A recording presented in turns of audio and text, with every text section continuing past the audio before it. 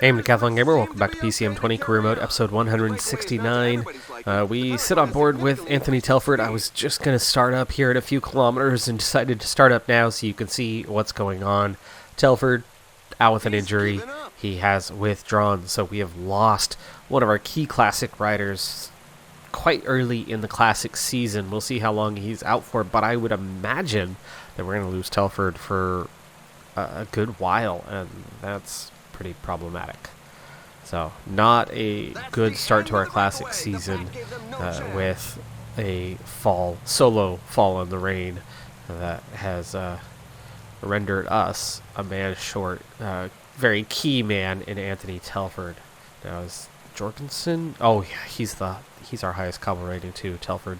He's a 78 overall base on cobble rating.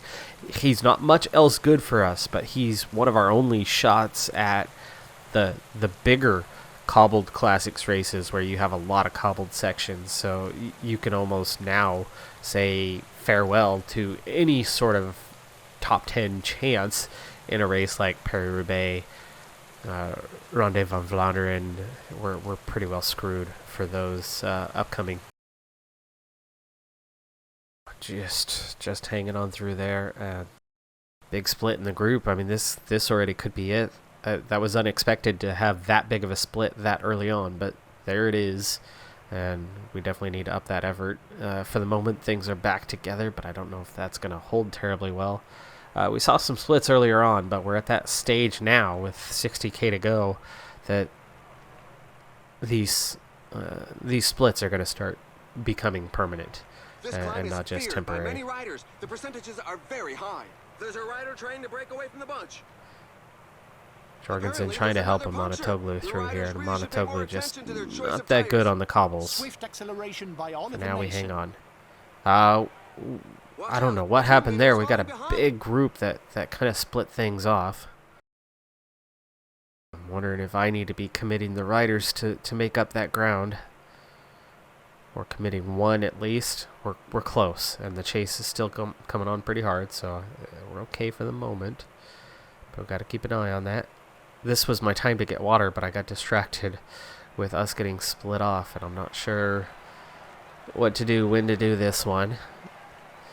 And my age-old problem that I get sometimes is currently troubling me. My screen itself is not actually functioning properly, and so I'm looking at my little mini screen on my secondary screen where I'm doing the recording.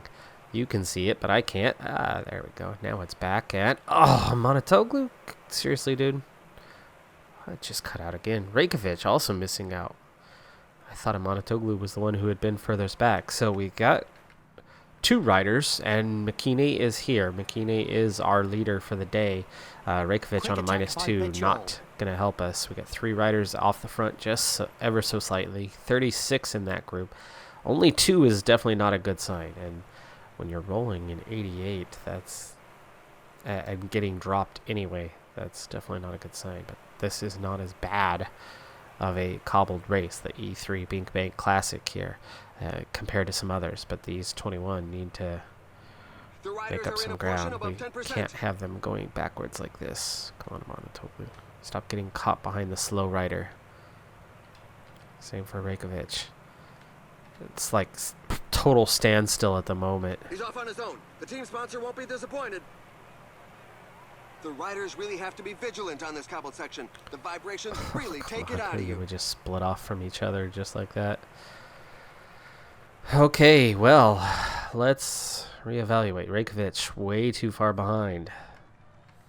Liechtenstein caught in no man's land. Can you bridge that gap? No. Auto. And auto for now. Oh, come on. You guys are split off as well?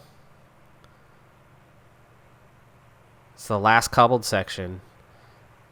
We're just not strong enough in the cobbles. And, of course, our best rider in the cobbles is now well behind us. So I expected we'd be able to get through this okay. But it's done more damage than expected. I mean, this has been Ronde van Vlaanderen type damage to the group. Makine and Gio are really all we have left, and they've been split off. There's Jorgensen, who's made up some ground once we went solo there. He left him on a Toglu behind.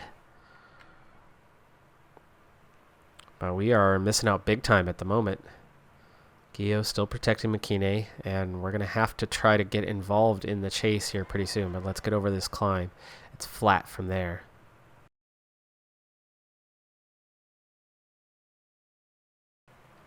Gio doesn't have a great flat rating either. He's just a moderate lead-out rider.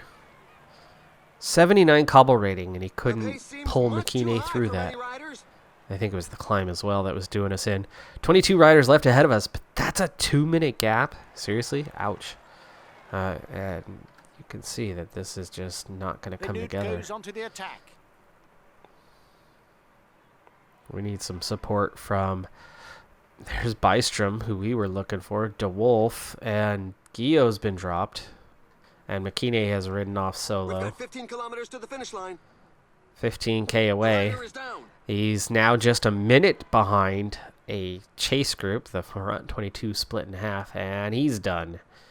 80 flat rating, just enough to ride those guys off the wheel, but not enough to ride solo across and bridge the gap. He's 45 seconds ahead of those guys, but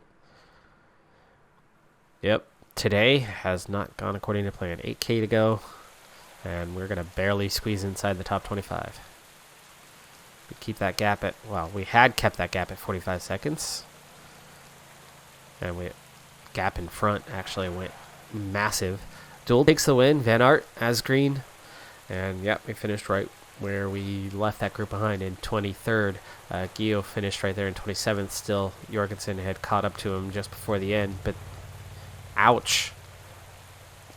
Ouch. I knew those weren't going to be easy sectors. Did not expect it to totally blow up the field in the way it did, and it did. It completely blew up the field. That was not the levy that we were with, because William Bloom levy, the one we've been targeting both of the last couple seasons, finished in 6th.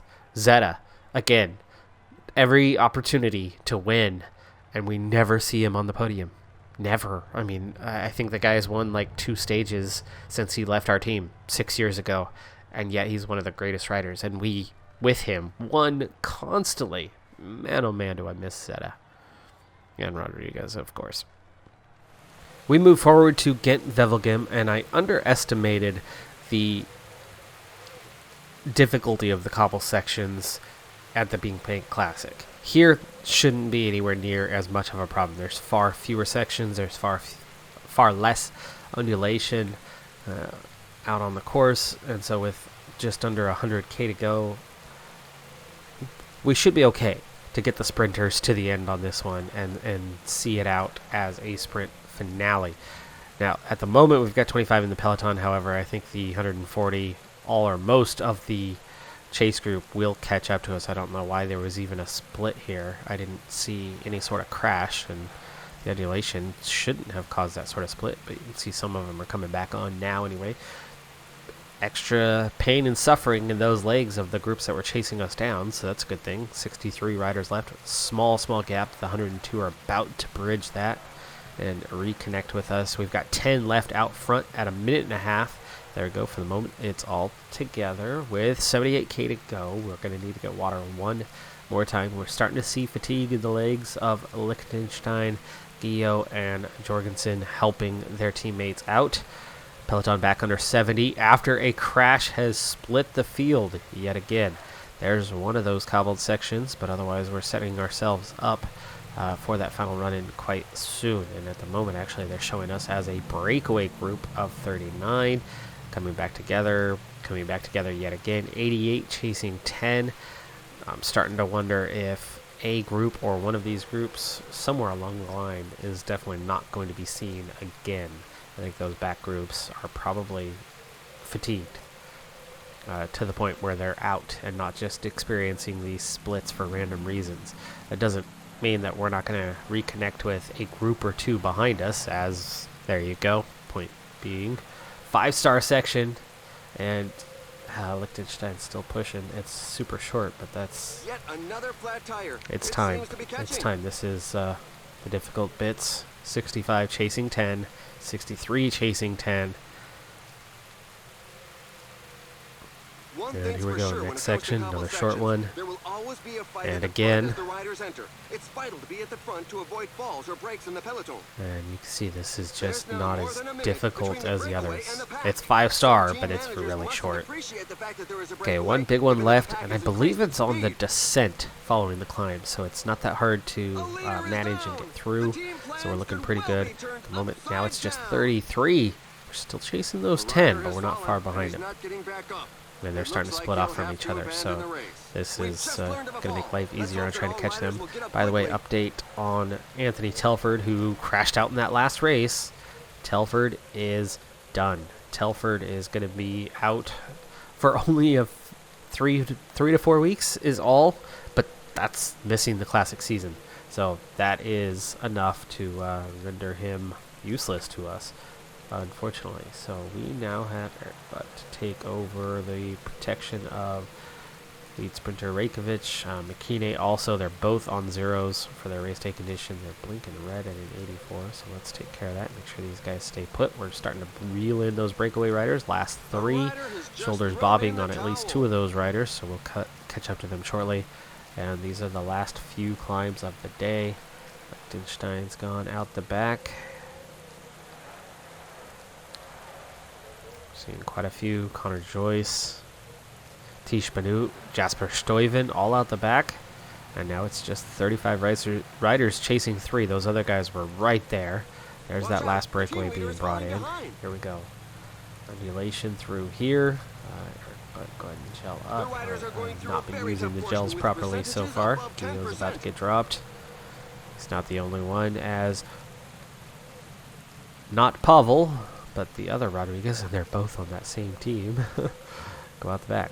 Dot looks like he's on the verge of losing his position, but just 24 riders now. We've got 4 of them. Monotoglu needs to protect and gel, as here we go into that last one. Let's go. Not quite max effort, but just about. 1K on the climb, 7%, and then you hit the cobbles right there at the top.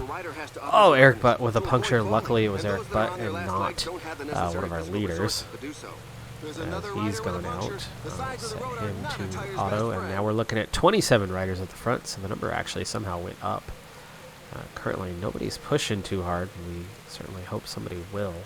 It's not a terrible thing if that group comes back, as we've got Gio and Eric Butt.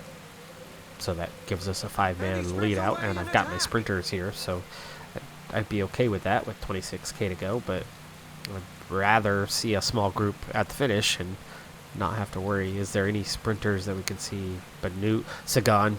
Yeah, you got to watch out for Sagan, obviously. With a flat tire. The road is really treacherous. Okay, front group is definitely in attack mode, survive mode. Monotoglu is barely surviving right now. Starting to fade. Guaranteed he's not the only one. You can see some shoulders bobbing even right next to us and behind us, including some leaders. The Decathlon leader, Asgreen. Ooh, massive shoulder bobbing for Asgreen. That's a surprise. 19K. Heart rate's not that bad though. Monotoglu, you can see, is trying to recover as we're seeing another attack.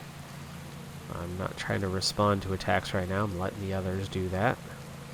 I certainly don't want anybody riding away either. Now, this is starting to look dangerous. That is starting to look dangerous.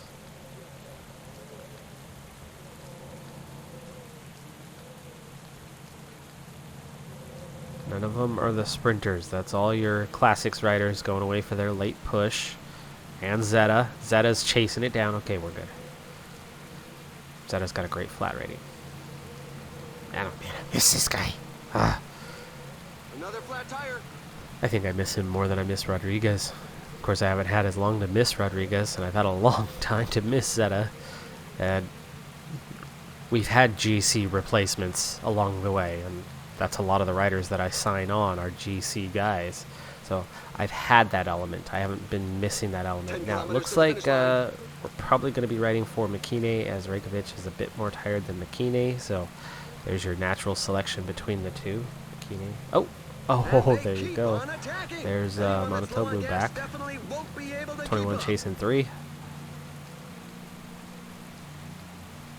7K to go. Right now those guys are not in the danger zone.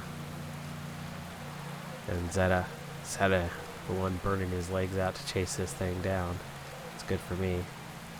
Niels Pollitt, next one to attack. Nobody's chasing him at the moment. There we go. Now we're getting the chase. It's Van Aert doing the chasing. Okay, gel up. Montoglu does not have anything left to have a go, but at 4K, Reykjavik is going to have to turn it on here in just a second, but we've got to be careful on how hard we go with him for two reasons. One, don't want to hurt McKinney, which we kind of just did. And two, we still need that lead out. But we also need to be able to catch Pollitt. 1.7. Kine. 1K. Sprinted out. He's going to have the sprint advantage. Pollitt's going to be caught. And we're going to catch him. And we're going to win. We're going to win. Come on now. McKinney! Yes! Just gets ahead of Pollitt. Rainsford, the other sprinter in the group, is beat Chemius. Maybe a little too much time at the front. Grunewagen. There were still some quick legs in there, but yes, Yuri McKinney finishes first place. All right. That makes up for that last one. Okay, so we are now at Dwarsdorf-Vlaanderen. We continue on with our classic season. We continue on with our cobbled portion of that classic season. And for the third race running, I'm going to roll the dice. We're going to take the risk. It did not work out for one. We underestimated how difficult the cobbled sections were. It did work out for the next, and that roll of the dice resulted in a victory. And now we try a third time. Will the roll of the dice? I think we're somewhere in between in terms of difficulty this time. We've got a cobbled section pretty late on, actually two of them pretty late on, but there's not a lot of undulation. There's not a lot of cobbled sections, so there's a good chance anyway. Again, roll of the dice might work, might not. But here's the scenario, right? What are our two choices? Ride for the best cobbled riders or ride for the sprinters? Well, if we ride for the best cobbled riders, we have Jorgensen. Telford's not even here, so we're down a man already. We've got Gio. He's on a -2. We've got Liechtenstein on a -2. And then that's it. That's our choices as we come up on 64K. This little hill is a good time for the pack is putting the squeeze on the breakaway. There's a sustained back rhythm at the moment. So and riders get us definitely will some be able water. to keep up. So It's in such percentages that the strongest can create Jorgensen's some the only gaps. one on a positive It's a race day puncture. condition. The others are -2s. So that's already limiting our We're into the options. last And third of the Moreno race. now We'll soon pulling know the back, final outcome. working hard to bring that water forward. They are really attacking this at the moment now with under 60K to go. Only 6 riders off the front, and the gap is quite small to them. So it's quite evident that the race will be decided within the Peloton. But the Peloton's still quite large. We just lost a group of 44 just slipping off the back. They're only 55 seconds down, so they easily could regain contact. It looks like we have sat up a little bit. And as we hit this little hill, I can see them get back on, and there they are. Well, anyway, Jorgensen would be the obvious choice. Best cobbled rider, good stamina, and a +1 race day condition. But the thing with Jorgensen is, what is he going to do? If he's there in the final grouping, which absolutely, if we rode for him, he could be there in the final grouping. But what's he going to do with that?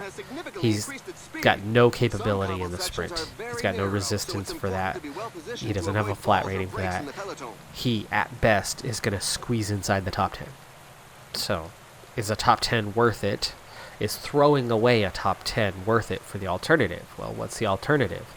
You saw it in the last race, right? The first race, we saw what can happen with that roll of the dice, and I misjudged that. Now, that's totally on me. But, again, it's taking a risk. I gave away a top 10 to get a top 25 or to get a win. And we saw the either or of that scenario. We roll that dice again today. We could end up just inside the top 25 as we get dropped from the group and don't make it to the end.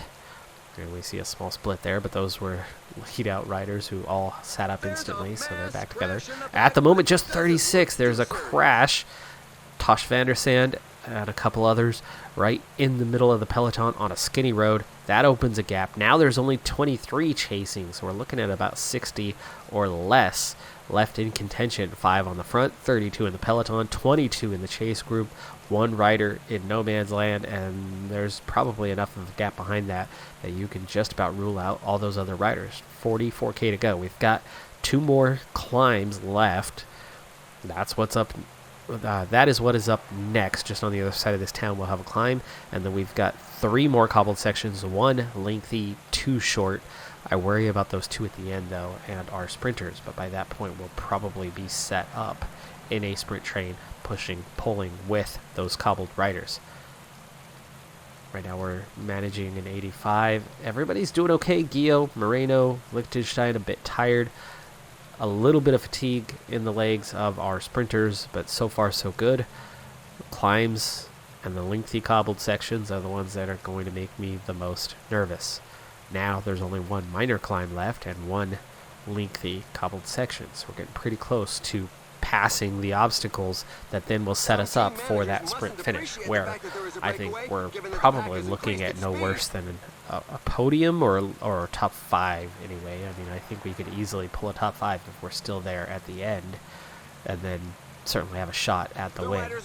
And if we were riding for Jorgensen, that's just not happening. If we're dealing with a major objective, 3.5 stars and a lot of cobble sections, then yeah, you ride for those guys, but that's not the case. Final climb's done. There's a little hill still ahead of us, and even one just before the finish, so it's not flat on the running, but here we go. This is that big cobbled section, so we need to push 90 through here. 3 stars is all. 1.5K is all. It's not that bad. They offer more flexibility and are better at absorbing vibrations. This takes a lot of Gio's strain our off furthest the rider rider's to the forearms. back. I saw some guys caught on the side of the road in a line of riders that were going fairly slow. I went to adjust that. They had made the adjustment themselves. Good on them. 2 riders off the front. 22K to go. We are definitely going to sprint train this thing. 52, 51 now in contention for the race. 39 as another group is dropped off. Okay, last little hill. We're going to get past this hill, and then we're going to set ourselves up. That was it. Minor climb, but you saw a few riders really trying to attack up front right now, and this is why it's time that we set this up. We don't want those 6 riders going clear and staying clear. The riders are entering the last 15 kilometers of the stage. Right, 15K to go. Gio, Liechtenstein are done. Moreno is done. And that group at the front is not being caught. It's just rider after rider who's trying to catch them. But at 14K and a couple cobble sections, there we go. Now we've got a chase group to try to bring them back. That's good. I didn't want to have to burn my guys to do that. All back together. 39 riders left in contention. And now just 12K. But again, 3 riders at the front that are not in great shape. And here comes the next attack. Now it's time to prepare and neutralize that. Okay, so McKinney's on a -2. Rekovic on a +2. Easy choice today. We ride for Rekovic. Monotoglu still the lead out guy. Jorgensen ahead of that. And that's a little worrying his position. So let's start with Gio and Moreno. Liechtenstein we can already just put on auto. He's never going to make it to the front. And Gio really isn't either. But we don't want anyone going backwards. We want to go forwards. So Gio, now Moreno. Now Jorgensen coming into position. The riders really have to be vigilant on this cobbled section. The vibrations really Jorgensen's take it out of going you. to fight through a little bit, so he's going to take the brunt of that, and now he'll emerge out. And there's no breakaway. It's already been wheeled in. Just 1 section left and 8K to go. Auto. Okay, Jorgensen pushing 7K. That's not a lot of time. There's that last cobbled section. It's good to have him pulling us through this. 3 stars, 800 meters. We're seeing an attempted attack by Lilov, but not able to do so, and we're going to come out now. 5K to go, so it's gel time. And we're down to our last 3 riders with 4.5K to go. So Velov is full on attacking here, and we should be able to catch him because we've got a 3-man chase, but we're taking it a little easy. 3K to go, so we can start going a little bit harder now. 2.5K to go. Now we can go flat out. Oh, I was trying to sprint there. 1.7. Kine. Full attack here. 100 meters. 1,000 meters. And Siro had the position. It was too technical. Damn it. I was unaware of that finishing run-in. That was turn, where Siro had the advantage by sprinting way early, and then turn. There's no change of position on those turns. Apparently, PCM20 is going to address that. Had I checked the map, which honestly I have not checked the map in the last couple of years of the game very often anyway, on those run-ins because they just don't come up very often, we should have won that by sprinting much sooner than we did. If we knew all those kinks in the road were coming up and that position would not change, because McKinney and Reykjavik much faster than Siro. And we still had the lead out. We still had plenty of room. I was conserving Amanatoglu, thinking that we were going to have a challenging run-in, and it was the exact opposite. It was an easy run-in, and we could have started much sooner. In fact, we could have had Amanatoglu not just finishing 18th, but we probably could have had Amanatoglu in the top 10 quite easily on that one, just by being in position. Lilov himself nearly hangs on. Alexander Lilov finished 8th. That was the importance. I mean, he had nothing left in the tank at the time that we blew past him, and he still ended up with a good finish because of the way that turns are coded into this game. There's just no change of position. There's no actual racing through it. Everybody goes the same pace. So not a win, but obviously a good result as we get 2 riders comfortably on the podium. So good result. That roll of the dice does work for us. We don't win the win, but it had nothing to do with the difficulty of the cobble sections. We had plenty of energy and should have won. That was a different thing entirely on how that one did not pan out in the end for us. But hey, 2 riders on the podium is still a fantastic result. It's more points than you get for the 1 rider on top. So again, I'll take that. That's workable. And for it to work out on 2 out of the 3 stages goes to show why I opt for that when it's possible. Ronde van Vlaanderen and Paris-Roubaix coming up for the next episode.